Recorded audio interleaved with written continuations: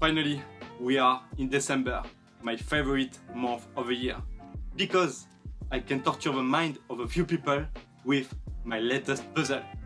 And that's a good feeling.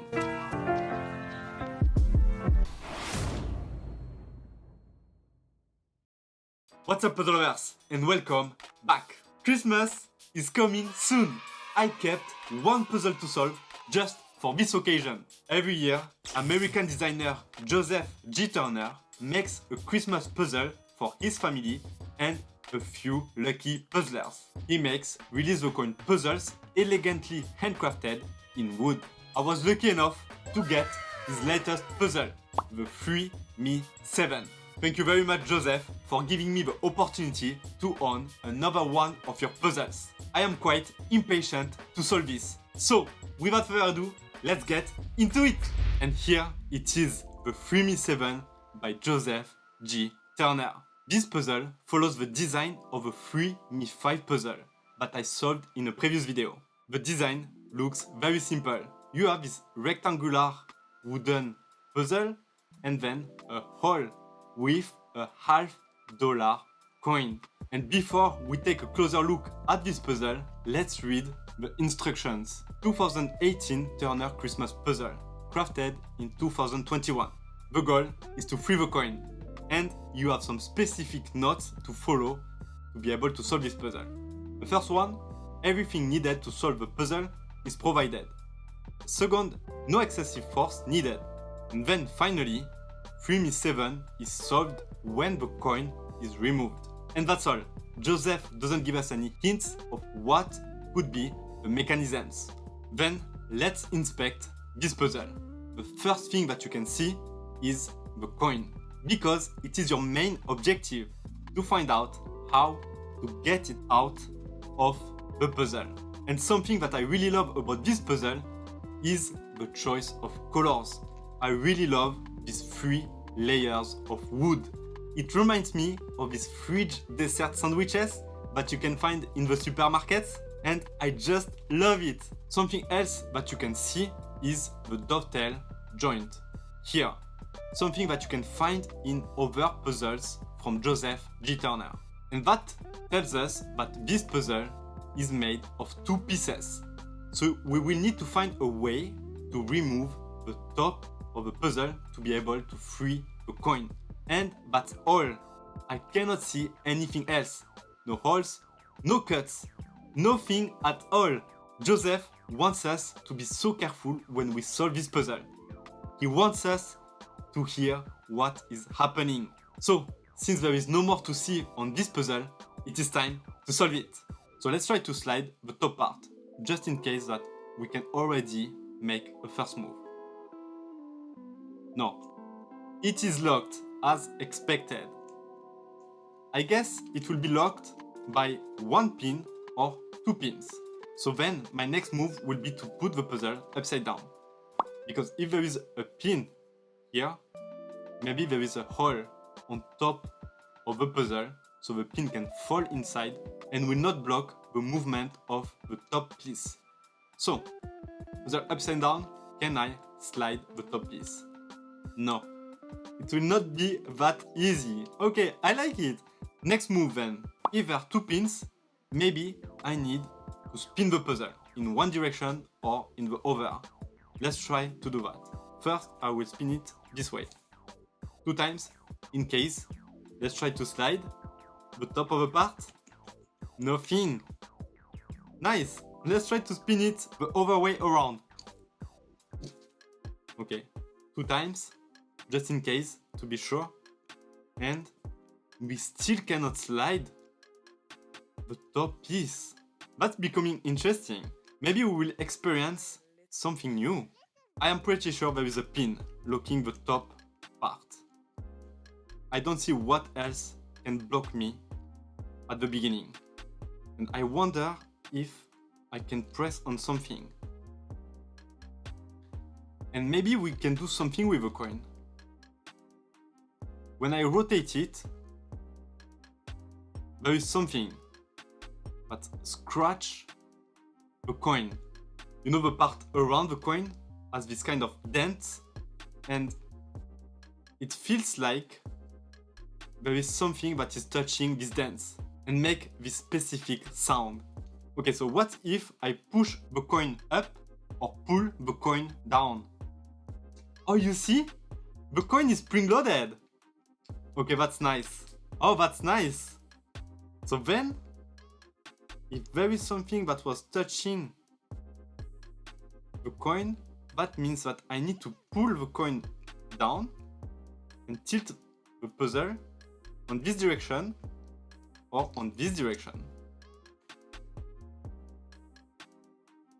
Yes, the coin is locked now.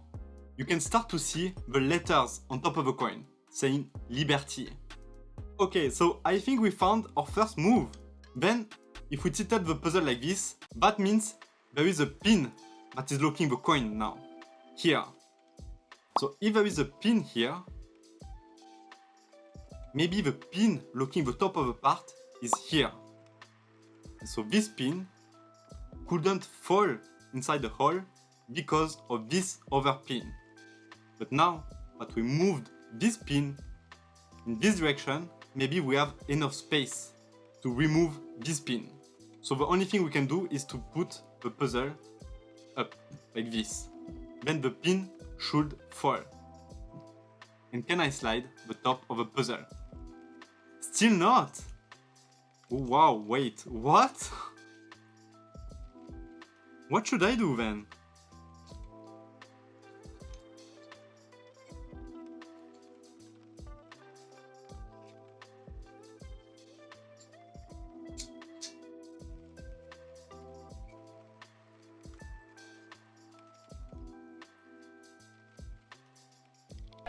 Later. Okay, I need to try to think, because I've been trying to slide the top of a part just randomly, but nothing is happening. So, I'm pretty sure there is one pin here that is now locking the coin. And there is at least one pin that is locking the top of the puzzle. And if the fact of moving the pin here doesn't affect the pin locking the top of the puzzle, then that means that the pin that is locking the top of the puzzle is here. How can we move this pin? And I'm starting to think maybe there are more than 2 pins. Maybe there is a chain of pins. One here, one here, one here, and one here. If I move this one, there is enough space to slide a pin that could be here up. So then we can slide the bottom pin to the left and have enough space here to make this pin fall down. Let's just try.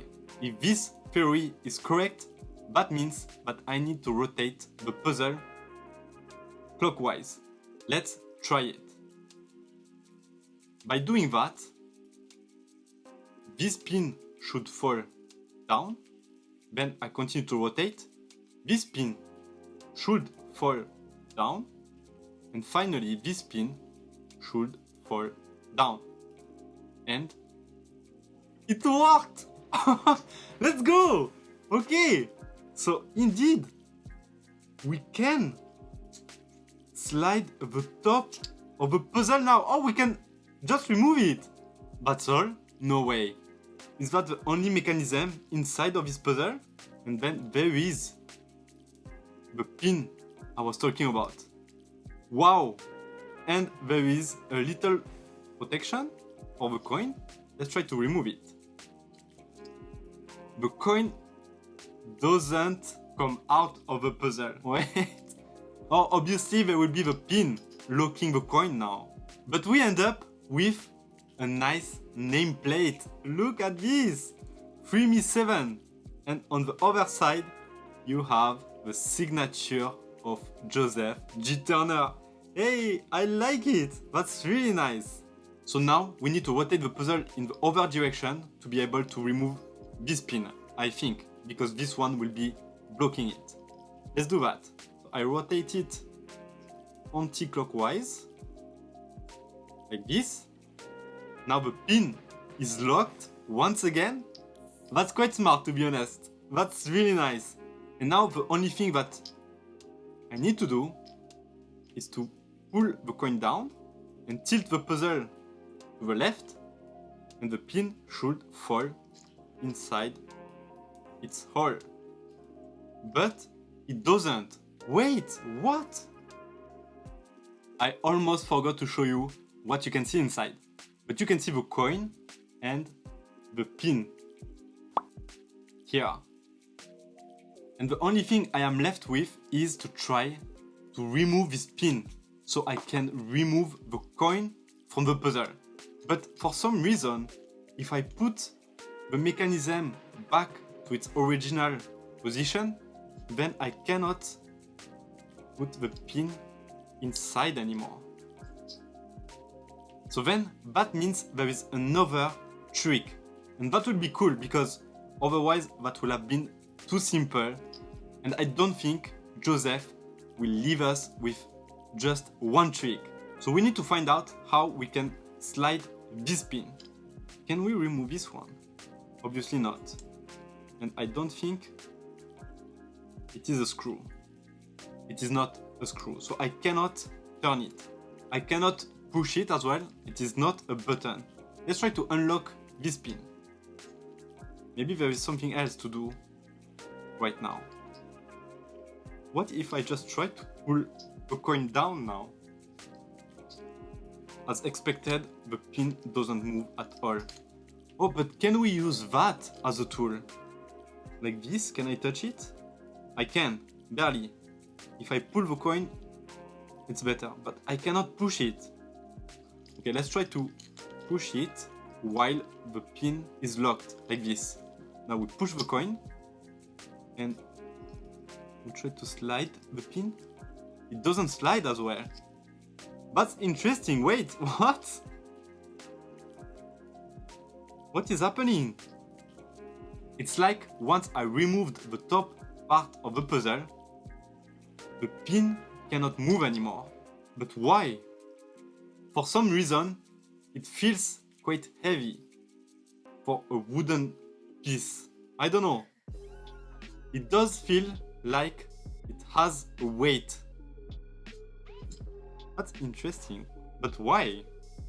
And why can't I put the pin back inside its hole since I removed this piece?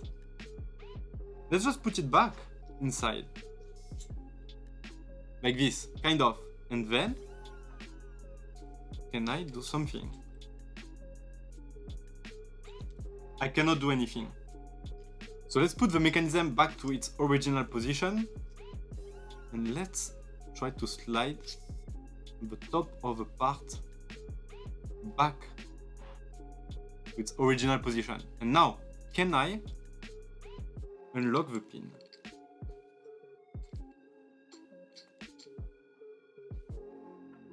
No, but maybe I need to lock the top of the part as well. So let's rotate the puzzle. Then it is locked once again. And now, can I? Yes, you see? The pin is out. And the coin is moving. And since there is not this card anymore to lock it, then it is moving quite a lot. Okay, I think there is something very strange with this piece. There is something inside this piece that is unlocking something. Let's try to think.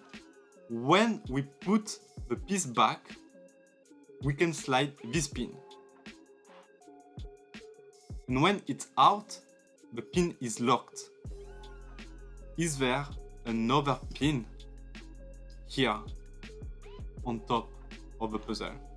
That will be quite nice and will make a lot of sense. When the pin slides towards the center of the puzzle, it is locking the coin, but it is making a space for this pin to slide up, but maybe for another pin to slide down. The only way to keep this pin up when this wooden piece is on top of the puzzle will be if there is a magnet inside of this piece. I'm telling you, I believe there is something inside of this piece. If there is a magnet here, then that means we should be able to attract this pin. Let's see if this is true. Look at this! There is indeed a magnet. If I put the pin inside, then I can attract it with the top part. That's so cool! Okay, so that makes sense now. There is another pin here. Maybe a magnet. And that's why, even with gravity, you cannot separate these two pins. Now we just need to separate this magnet from this pin. Let's do that. We should align this side of the top part where the magnet is with this side of the puzzle. I guess like this, when you start to see the hole for the coin. So I should have the magnet aligned with a little magnet. Now, the only thing I need to do will be to tilt the puzzle like this. So the magnet should be attracted to the other magnet. And now, if I pull the coin and shake gently the puzzle, then the pin will get out of the way of the coin. And I can remove my $50 coin. That was so smart. That was just so smart. Look how shiny is this coin. That was such a fun puzzle to solve. Quite small, but full of tricks. So that's all. We managed to remove the $50 coin from the puzzle. It is time now to put everything back to its original position. So first we make sure that the pin is not locking us. Then we can put the coin back inside the puzzle and just tilt the puzzle to the right, pull the coin down, and the pin should fall to lock the coin. Once again, now we need to remove this lock. And for that, we just need to rotate the puzzle in a clockwise direction. Like this. The lock falls inside its hole. We put this nice nameplate back inside, so the coin is not moving everywhere when this pin is not locking the coin. And now we just need to put the top of the puzzle back like this and rotate the puzzle in the anti-clockwise direction. So the lock should be back here. And we cannot slide the top of the part anymore. Finally, since the magnet is aligned to the other magnet, we just need to tilt the puzzle to the left and to pull the coin down so we can remove this pin. The pin falls and we should have the coin back to its original position. And we can say that we managed to solve the 3Me7 and another puzzle from Joseph G. Turner that we managed to solve. I really enjoyed solving it. It is a very fun puzzle to solve. What I like is the fact that this puzzle has a different mechanism to the other puzzles that Joseph designed, which gives a different and unique experience each Christmas. I hope you did enjoy this video and this puzzle. If you did, don't forget to put a like, to subscribe to the channel. I will see you next week for a new video. Tschüss!